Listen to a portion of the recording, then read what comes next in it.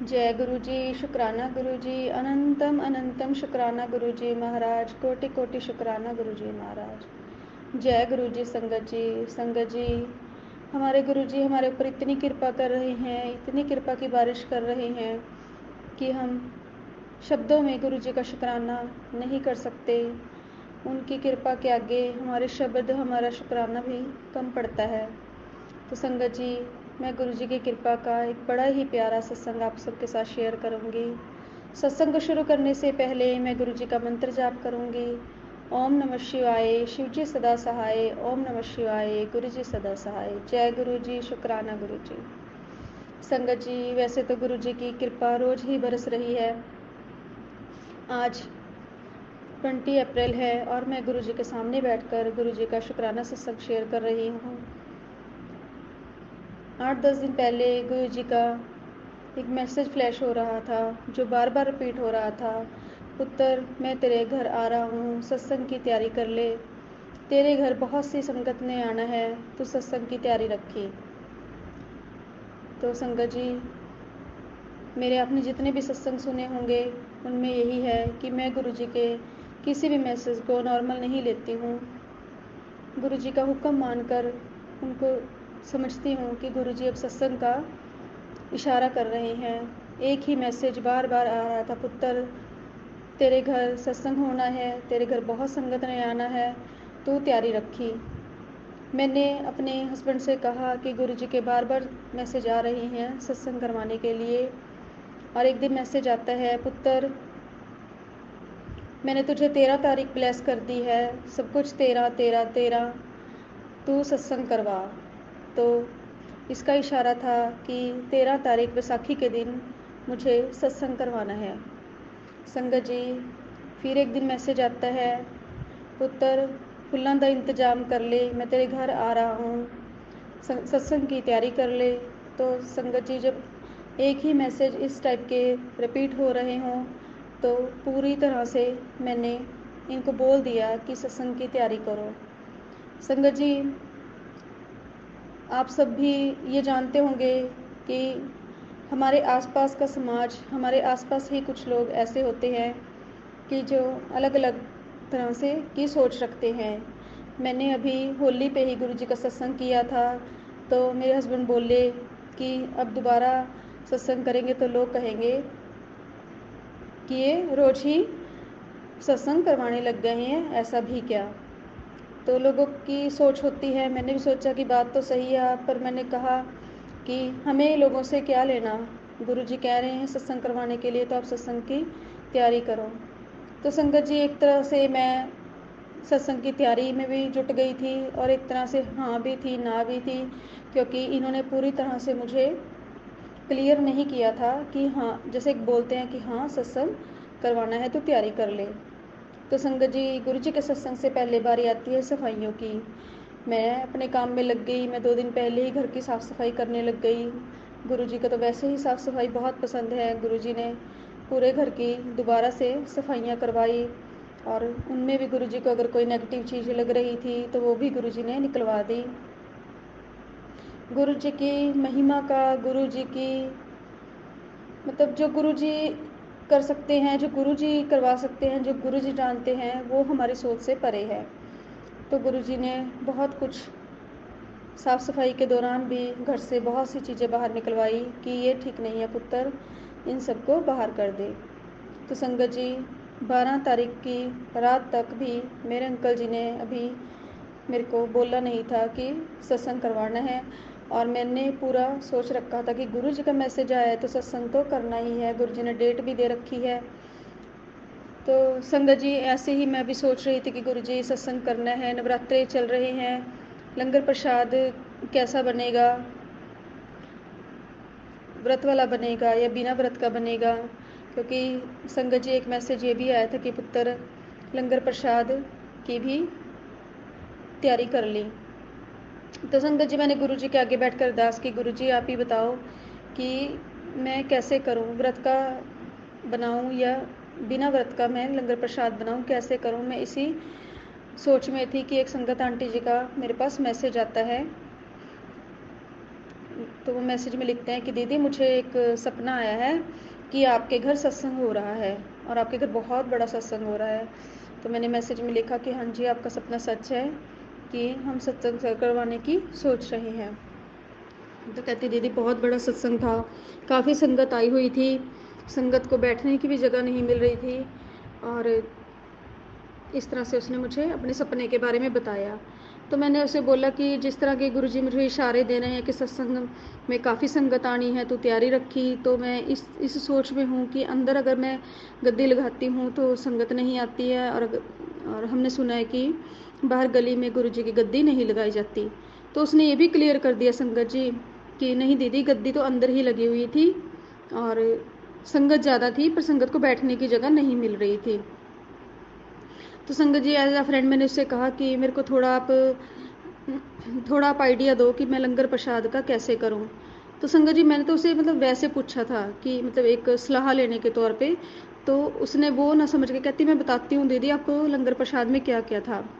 आपके घर में लंगर प्रसाद में चना प्रसाद की सब्जी थी और कड़ी थी और एक सब्जी और थी, वो मुझे याद नहीं। तो ऐसा उन्होंने बताया।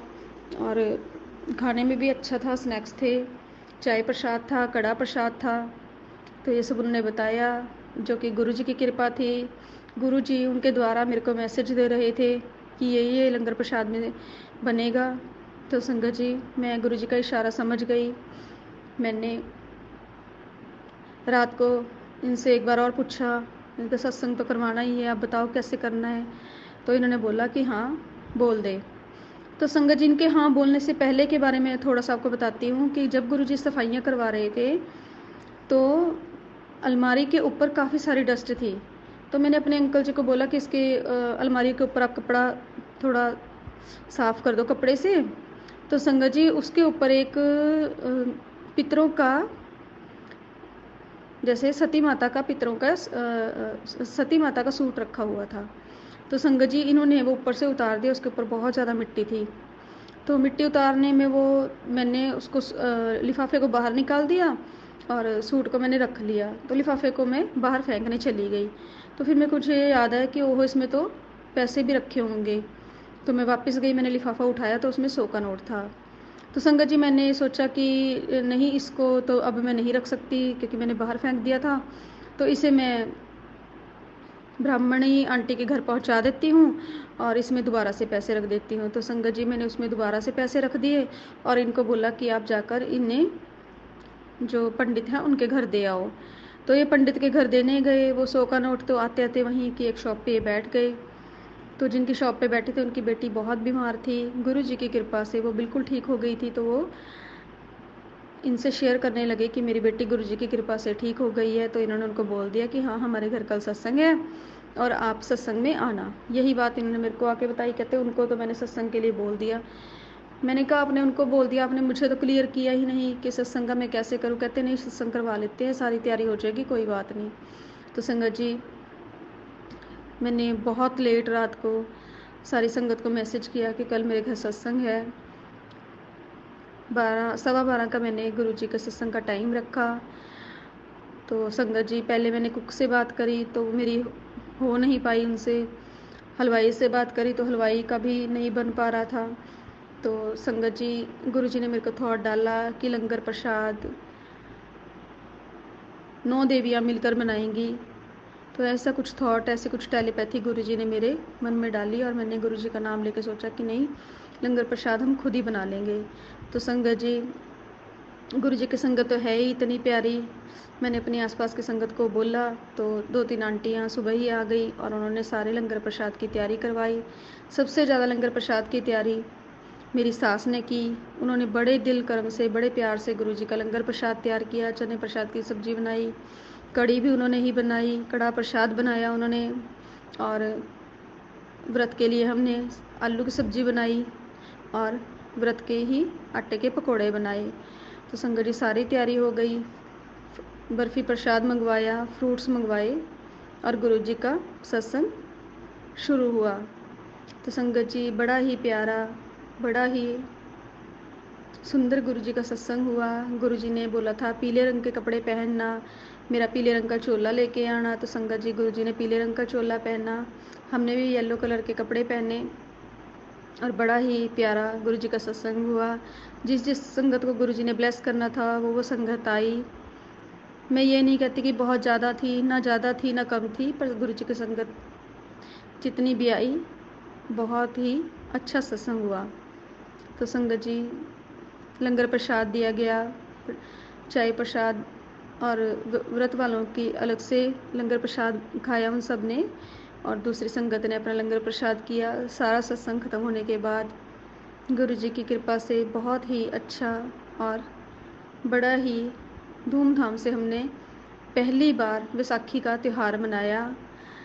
जैसा गुरुजी ने बताया, अब अगले साल की वैसाखी का त्यौहार हम और भी ज़्यादा अच्छे तरीके से मनाएंगे संगत जी, क्योंकि गुरुजी ने बहुत कुछ सिखाया है, बहुत कुछ दिखाया है। बड़ा मंदिर तो ऐसे सजा हुआ था कि पूरा ही बड़ा मंदिर येलो कलर के फूलों से वैसाखी की, मतलब इतना सुंदर, इतनी अच्छी अच्छी चीज़ों से सजा रखा था कि देखते ही रह जाए। तो संगत जी उसके बाद मेरे मन में जो गुरुजी ने टेलीपैथी की थी कि 9 देवियाँ मेरा लंगर प्रसाद बनाएंगी, तो संगत जी मैंने काउंट करके देखा कि जो संगत आंटी किचन में थी वो सच में 9 थी, ना वो 10 थी और ना वो 8 थी। पूरी 9 की 9 ही संगत जी थी जो किचन में काम करवा रही थी और गुरुजी का लंगर प्रसाद देने में, बनाने में, बंटवाने में जो हेल्प कर रही थी। तो गुरुजी की महिमा का तो हम कहाँ ही जान पाते हैं। सच में उन्होंने अपना लंगर प्रसाद 9 देवियों से तैयार करवाया। गुरुजी ने बहुत कुछ सिखाया है कि घर का बना लंगर प्रसाद ही अच्छा होता है। अपने हाथों से बड़े प्यार से, साफ़ सफाई से गुरुजी का लंगर प्रसाद बनाओ। जब गुरुजी कृपा करते हैं तो सब कुछ हो जाता है। उसी लंगर प्रसाद में ही इतनी बरकत आ जाती है कि चाहे जितनी मर्जी संगत खा ले। तो संगत जी एक गुरुजी का मैसेज ये आया था कि पुत्र मैं तेरे घर आऊँगा और सफ़ेद चोले के रूप में तुझे दर्शन दूंगा। तो संगत जी जब लंगर कर रहे थे तो हमारे गेट के सामने एक मुस्लिम अंकल जी आकर खड़े हुए। उन्होंने वाइट कलर का कुर्ता पजामा पहना हुआ था। उन्होंने कुछ नहीं बोला, सिर्फ वो आकर मेरे गेट के आगे खड़े हो गए। तो एक संगत ने कहा कि ये खड़े हैं, इनको भी बुला लो लंगर प्रसाद के लिए। तो मैंने उन्हें अंदर बुलाया, उन्हें बिठाया और उन्हें लंगर प्रसाद दिया। उन्होंने संगत जी लंगर प्रसाद करते हुए तक भी एक भी शब्द उन्होंने अपने मुंह से बाहर नहीं निकाला। चुपचाप उन्होंने लंगर किया। मैंने पूछा कि आपको मैं कुछ और दूँ? उन्होंने बोला नहीं। उन्होंने चुपचाप लंगर प्रसाद किया और वो कब में चले गए संगत जी पता ही नहीं चला।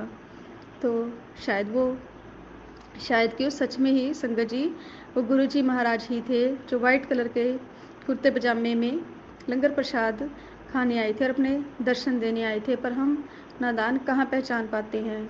तो संगत जी इस तरह बड़ा ही प्यारा, डिवाइन और बड़ी ही ब्लेसिंग से भरा सत्संग मेरे घर में हुआ, गुरुजी के घर में हुआ। सच में गुरुजी ने मुझ पर बहुत कृपा की है। गुरुजी का सत्संग हम कर सकें ऐसी दात बख्शी है।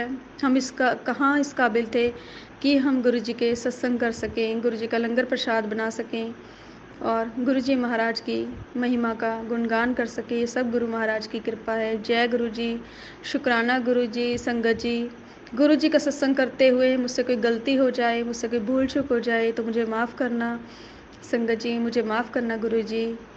तो लास्ट में मैं आपको गुरुजी के बहुत ही गुरुजी का एक बड़ा ही प्यारा चमत्कार सुनाऊंगी। उससे पहले मैं गुरुजी का मंत्र जाप करती हूँ। ओम नमः शिवाय, शिवजी सदा सहाय। ओम नमः शिवाय, गुरुजी सदा सहाय। जय गुरुजी, शुक्राना गुरुजी। तो संगत जी मैंने कल ही एक सत्संग में सुना है, मैं आप सबको भी बताती हूँ। संगत जी अगर जो नई संगत है या कोई पुरानी संगत है जो अभी भी मतलब जुड़ रहे हैं, तो अगर गुरुजी का चमत्कार देखना चाहते हैं तो वो आप अपनी आंखों के सामने अपने घर में ही देख सकते हैं। संगत जी जो लोटा हम गुरुजी से ब्लेस करवा के लाते हैं तांबे का, आप उसमें जल भर के रखते हो रोज़, और एक लोटा आप सिंपल तांबे का अपने घर से जल भर के गुरुजी के ही आगे रख दीजिए। तो संगत जी आप देखोगे उन दोनों लोटों में ये डिफरेंस है कि जो लोटा आपने घर से सिंपल अपने घर से जल भर के रखा है वो लोटा अंदर से ब्लैक होता है। आप सब भी नोटिस करके देखना। मैंने भी जब ये सुना तो मैं भी हैरान रह गई कि हाँ सच में और जो लोटा बड़े मंदिर से ब्लेस होके आता है वो संगत जी अंदर से चमकता रहता है, बिल्कुल साफ, और जैसा जैसे आज ही नया लेके आई हूँ। गुरु जी के जल प्रसाद से, गुरु जी के ब्लेस लोटे में ना ही वो अंदर से काला होता है, ना ही उस पर कोई पानी का जल का निशान होते हैं, और ना ही कुछ। और जो लोटा हम भर कर रखते हैं तांबे का, वो तो एक दिन में ही अंदर से काला हो जाता है। तो संगत जी, जो मैंने सुना, जो मैंने नोटिस किया, मैंने देखा, तो गुरु जी का चमत्कार आप सब भी देखें, आप भी नोटिस करके देखें, तो आपको भी गुरु जी के चमत्कार का पता चलेगा। तो जय गुरु जी, शुक्राना गुरु जी, अनंतम अनंतम शुक्राना, कोटि कोटि शुक्राना। जय गुरु जी, शुक्राना गुरु जी।